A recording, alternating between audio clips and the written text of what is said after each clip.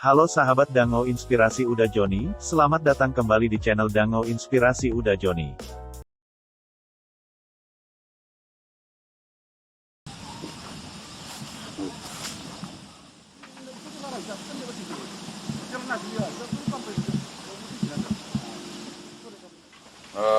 Kita sedang berada di pabrik pupuk, baik pupuk cair maupun pupuk padat.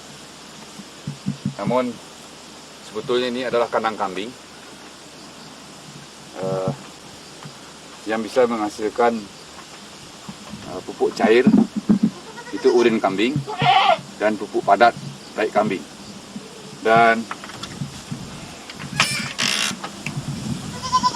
satu ekor kambing menghasilkan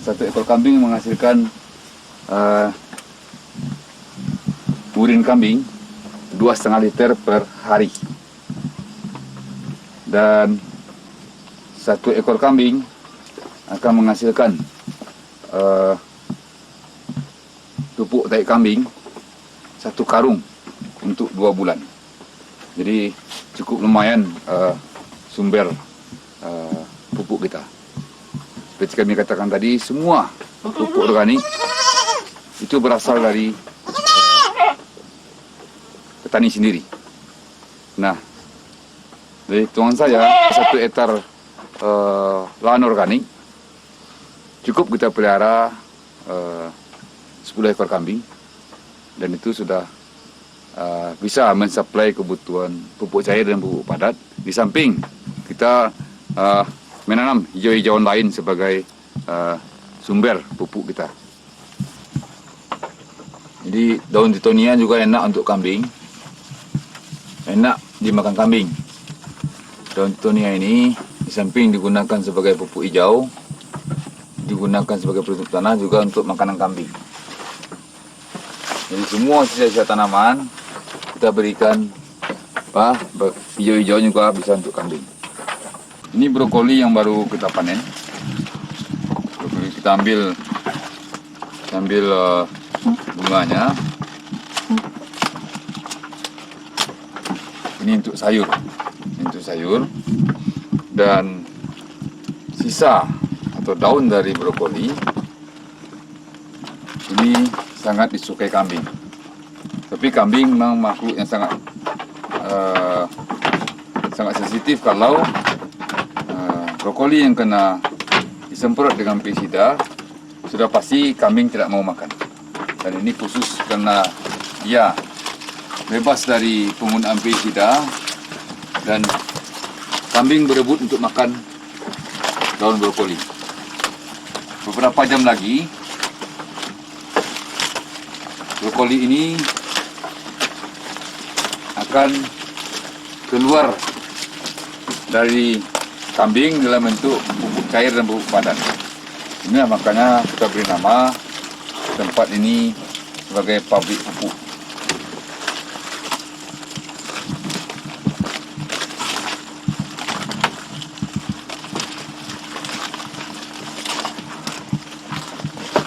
Nah, ini adalah tai kambing kita, dan ini kencing kambing. Memang kandang kambing kita lapisi dengan 2 plastik. Plastik pertama akan menampung urin kambing dan akan menampung tai kambing. Kemudian di plastik kedua otomatis akan menampung urin kambing saja. Jadi akan lolos begitu. Nah, inilah di kandang kambing ini kita sudah memproduksi urin kambing setidaknya 20 liter per hari. Tai kambing sangat susah untuk dihancurkan. Seperti ini, belum bisa digunakan langsung untuk tanaman. Untuk itu, tai kambing ini perlu dihancurkan terlebih dahulu. Dari pengalaman kami, tai kambing ini baru bisa hancur kalau dicampur dengan kencing kambing. Ini kencing kambing, kita campur dengan kencing kambing. Dicampur satu-satu dengan kencing kambing. Ternyata 2 hari setelah dicampur dengan kencing kambing, tai kambing tambah kencing kambing, dia akan menjadi bubur cikam, bubur cik kambing. Dan ini sangat bermanfaat sekali untuk pupuk bagi tanaman. Perlu kita ketahui, tanaman butuh pupuk. Artinya tanaman butuh nitrogen contohnya. Sering orang terpeleset tanaman butuh urea. Padahal tanaman butuh nitrogen. Nitrogen itu berada di mana-mana. Seperti kita lihat tadi, bisa di daun titonia, di hijau-hijauan, bisa juga di bubur tai kambing. Ini sumber nitrogen. Jadi jangan hanya kita terperangkap dengan urea. Masih banyak jalan lain. Nah, kalau ini sudah siap digunakan oleh petani untuk pemupukan bagi tanaman. Selanjutnya nanti urin kambing ini kita baru menggunakan di sini 50 cc campur air satu-satu untuk satu tanaman. Saya pikir ini baru awal, untuk perlu studi lagi berapa dosis sebenarnya dan berapa kali aplikasi. Nah, dari hasil panen kita yang kemarin itu kita aplikasi 2 kali sebulan. Nah, mungkin untuk lebih efisiennya bisa kita teliti lebih jauh. Ini di lahan ini nanti akan menjadi sumber informasi kita.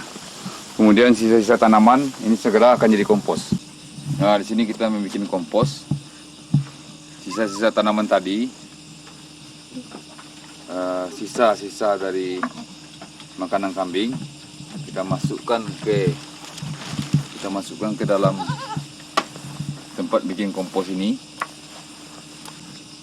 dan secara berlapis nanti kita tambah dengan pupuk tai kambing. Sehingga selama 2-3 bulan diperam di sini, dan itu akan jadi pupuk organik. Dan perlu diketahui, ini sengaja kita tutup dengan plastik supaya tidak hilangnya unsur hara karena air hujan. Jadi ini bisa dibuka, seterusnya setelah penuh dan setelah pengisian ditutup. Jadi ini dibuka waktu kita memasukkan bahan-bahan organik ke dalam ini.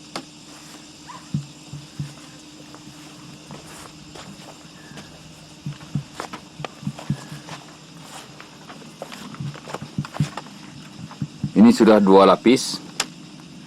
Kita lihat ini, sisa-sisa makanan kambing, sisa tanaman. Yang di bawahnya perlu diketahui dialas dengan plastik. Ini dialas dengan plastik supaya unsur haranya tidak menjadi hilang ke dalam tanah. Jadi dialas dengan plastik. Ini dilapis. Jadi tidak ada yang terbuang di tempat ini. Ini adalah tanaman Titonia diversifolia yang banyak tumbuh di lahan-lahan pertanian kita. Selama ini tanaman ini kurang termanfaatkan oleh kita. Padahal ini adalah tanaman yang sangat banyak mengandung pupuk, terutama kalium, nitrogen, dan fosfat. Untuk kita, tanaman ini kita gunakan baik sebagai pupuk dasar maupun sebagai pupuk susulan dalam bentuk cair. Yang diambil adalah bagian pucuk dan batangnya yang masih muda. Jadi ini ditandai masih warna hijau. Ini juga adalah tempat membuat pupuk cair. Bahannya dari titonia. Jadi bunga pahit itu titonia. Kita pangkas dari kebun kita sendiri dan kita masukkan ke sini. Kemudian tutup dengan plastik. Dan airnya akan menetes ke bawah.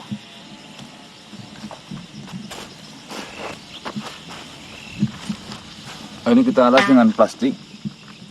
Ini airnya masuk ke tempat penampungan. Setelah penuh kita pindahkan ke sini. Dari hitung-hitungan kita, satu beban tetonia 20 kg tetonia itu selama seminggu menghasilkan 5,5 liter cairan tetonia. Dan cairan ini nanti kita aduk satu-satu dengan air dan itu siap diaplikasikan di lapangan. Nah, dosis sementara yang kita gunakan 50 cc atau setengah gelas botol aqua per tanaman. Ini baru tahap pertama.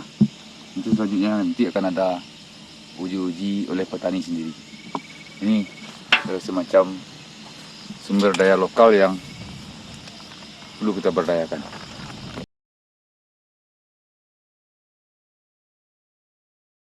Video kami kali ini, terima kasih sudah menonton. Jangan lupa untuk like, komen, dan subscribe untuk mengikuti perkembangan terbaru dari channel ini. Sampai jumpa di video selanjutnya.